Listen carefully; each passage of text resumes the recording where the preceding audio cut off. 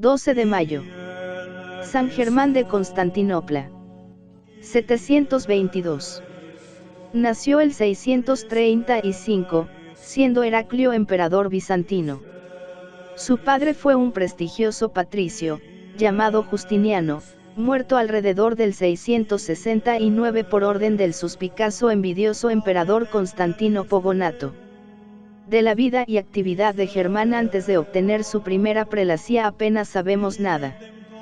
Dos documentos antiguos, un menologio y un sinaxario, nos ponderan su afición a las escrituras y a la contemplación, su viveza de ingenio y experiencia de los negocios. En todo caso parece que ya antes del 711 era obispo de Cícico en el Helesponto. Poco después el monotelismo, herejía defensora de una sola voluntad en Cristo, aunque ya recibido el golpe de muerte en el Sexto Concilio Ecuménico de 681, revivió por corto espacio con el emperador Filípico, 711 a 713, el cual presionó de tal modo a Germán, que el anciano prelado tuvo la debilidad de ceder en el Sínodo de Constantinopla, año 712. Pero su reacción en pro de la ortodoxia fue rápida.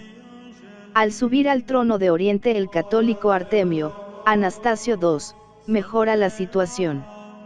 Depuesto Juan V, patriarca heterodoxo de Constantinopla, es nombrado sustituto suyo, en 715, Germán, que cuenta ya unos 80 años, pero cuyo espíritu joven sabrá resistir los embates de sus adversarios en la época subsiguiente.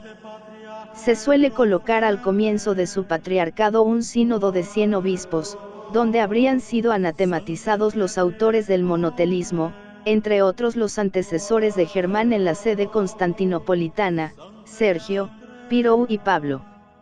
Pero, según Grumel, el documento de las actas es, por lo menos, dudoso. Sin embargo, el repudio de aquella herejía se manifiesta en la carta del santo a los armenios, de que hablaremos después. De todos modos, la gloria más excelsa de Germán es su actitud indomable ante la herejía iconoclasta, denominada así por propugnar la destrucción de las imágenes, de Cristo y de los santos. El furor de este movimiento, avivado por cierta tendencia oriental, idealista y antiplástica, data del siglo VIII. Sea por influjo de la actitud hostil de los árabes, para quienes el culto cristiano de tales representaciones sensibles equivalía al idolátrico de los paganos, sea por motivos religiosos de reforma, ante algunos abusos de la época en lo tocante a este culto, tal vez por razones políticas de cesaropapismo. O mejor aún por la educación del emperador León III el Isáurico, 716 a 741, en un ambiente de paulicianismo maniqueo. Lo cierto es que este príncipe desencadena una violenta lucha contra las imágenes en 725 con la adhesión de algunos obispos, sobre todo de Constantino de Nicolia en Frigia, que quizá veían en el culto de los iconos un estorbo para la conversión de los infieles. Germán resiste desde el principio. Debió ser bien doloroso para el santo recordar la escena, a 717, donde él mismo había coronado a León, conforme al ceremonial católico, y donde el príncipe había jurado retener la fe verdadera, decisión reiterada por él en carta al Papa Gregorio II. Ahora, en 724 a 725, León cambia por completo y da comienzo a su campaña iconoclasta. Germán pone en guardia al pontífice y le informa de su resistencia al emperador. El texto de la carta se ha perdido, pero se conserva la respuesta del Papa, lleno de admiración ante la actitud vigorosa del patriarca, que contaba entonces unos 90 años. Cada hora me acuerdo de tu entrega y considero mi más sagrado deber el saludarte como a hermano mío y propugnador de la Iglesia. También se conservan otras 3 cartas del santo, referentes a esta misma controversia.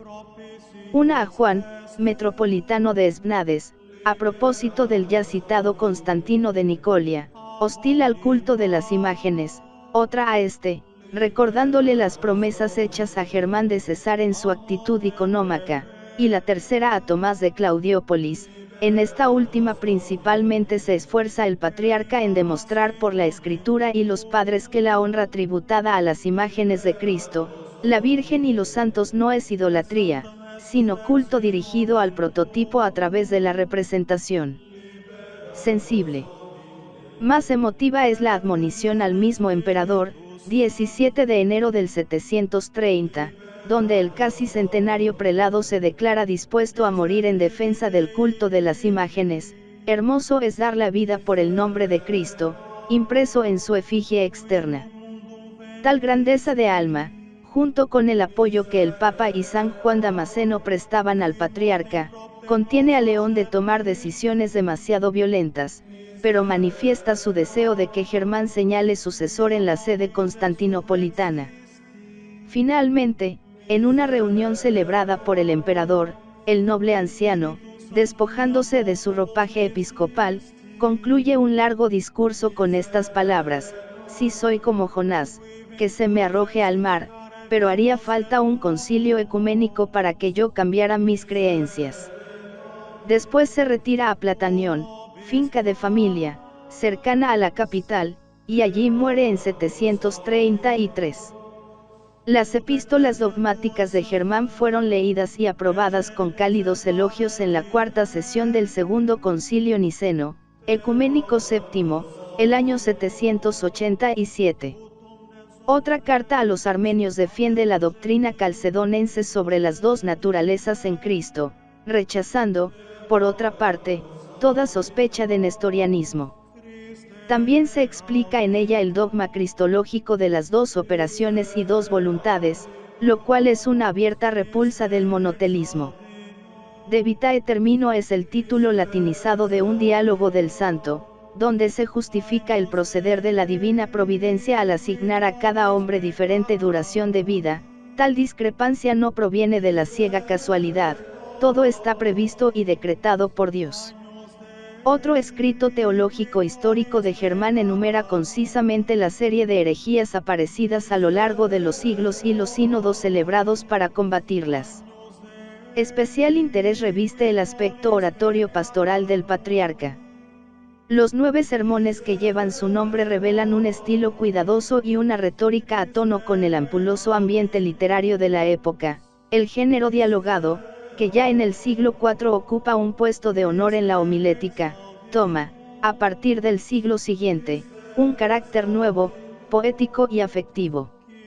Fecioru nos ofrece recientemente un ejemplo al editar, en el texto griego de Migne, completado con el del Códice Gramo 964 de la Academia Rumana, un sermón de Germán acerca de la Anunciación.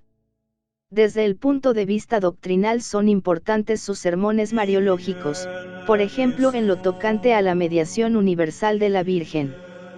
2 de ellos, consagrados a la muerte, igual a dormición, de Nuestra Señora, son buen testimonio de la creencia del docto y piadoso patriarca en la asunción corporal y en la realeza de la Madre de Dios.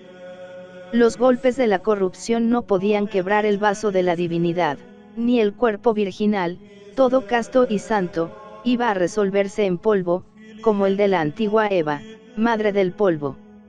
No así María, madre de la vida y de la luz, es transportada al paraíso, llenándolo de su propia gloria, es el tránsito al descanso celeste y a las delicias de Dios.